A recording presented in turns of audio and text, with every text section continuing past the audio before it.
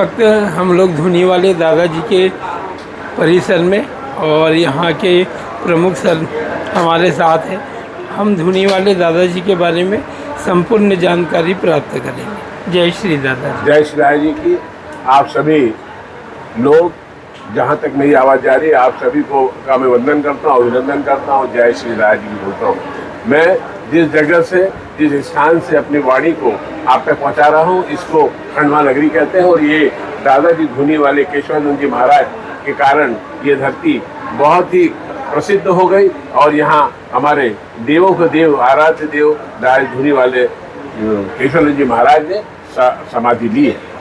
ये खंडवा नगर जो है 3 दादाओं के नाम से जाना जाता है, जिसमें अध्यात्म के क्षेत्र में श्री धुनी वाले दादाजी, जिन्हें केशवानंद जी महाराज भी कहते हैं, साहित्य के क्षेत्र में पंडित माखनलाल चतुर्वेदी जो राष्ट्र कवि हुए, और संगीत के क्षेत्र में दादा किशोर कुमार गांगुली, जिन्होंने इस शहर का और इस प्रदेश का नाम रोशन किया। जहाँ तक धुनी वाले आश्रम की बात है, दादाजी महाराज ने दिसंबर 1930 में यहाँ पर अपने आप को समाधिस्थ किया और उसी दिन से जब दादाजी यहाँ पर चीर निंद्रा में विश्राम करने के लिए रुके, उसी दिन से ये शहर अध्यात्म के क्षेत्र का 5वां धाम बन गया।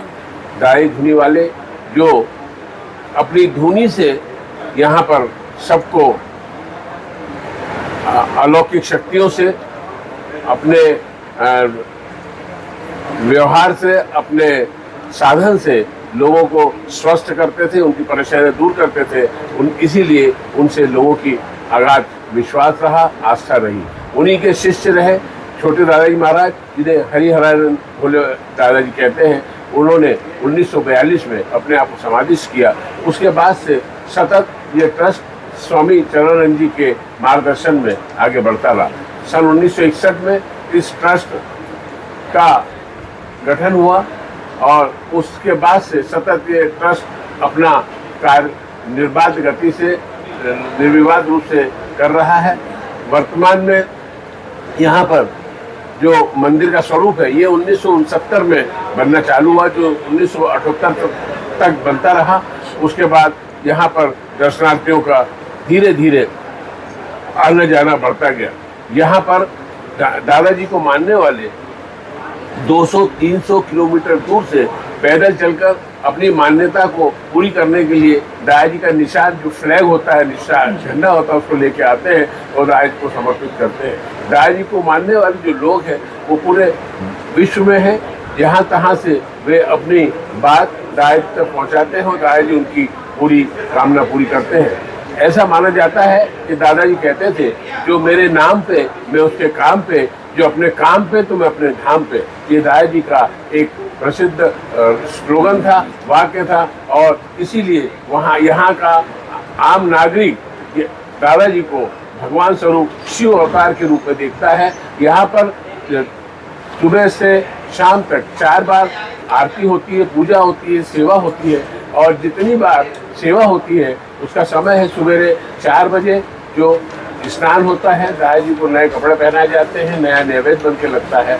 और नैवेद्य विशेष रूप से टिक्कड़ लगता है। टिक्कड़ का अपना एक महिमा है।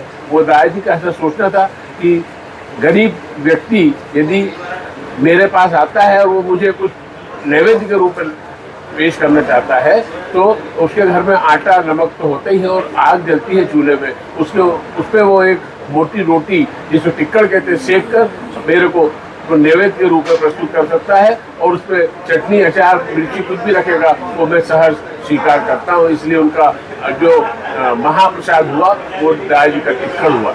इसके अतिरिक्त 4 बार जो पूजा अर्चना होती है, उसमें सुबह 4 बजे सेवा होती है और दादाजी का स्नान होता है, नए कपड़े पहनाए जाते हैं। फिर सुबह की पहली मंगल आरती होती है। यहाँ पर जो आरती होती है वो नर्मदा जी की आरती होती है। तो दिन की दूसरी आरती सुबह 8:45 बजे होती है, जो अपना पूरा समय लेकर लगभग 1 घंटा 10 मिनट तक चलती है। इसके बाद 10 बजे पुनः दादाजी का सेवा कार्य होता है, जिसमें पुनः उनके कपड़े इत्यादि बदले जाते हैं, नैवेद्य नया लगाया जाता है। उसके बाद दर्शन निर्बाध गति से 3 बजे तक चालू रहते हैं। 3 बजे पुनः दाया जी का अभिषेक होता है, मालिश होती है और नए वस्त्र धारण करके श्रृंगार करके उन्हें पुनः नया नैवेद्य लगाया जाता है और फिर आरती होती है। यह क्रिया रात को 7:45 बजे पुनः होती है जो 10 बजे तक चलती है। उसके बाद 10 बजे दाया जी की सेवा होती है, शयन कराया जाता है दाया जी को और उसके बाद सुबह 4 बजे तक निर्बाध गति दर्शन होते रहते हैं। यहाँ पर दाया जी के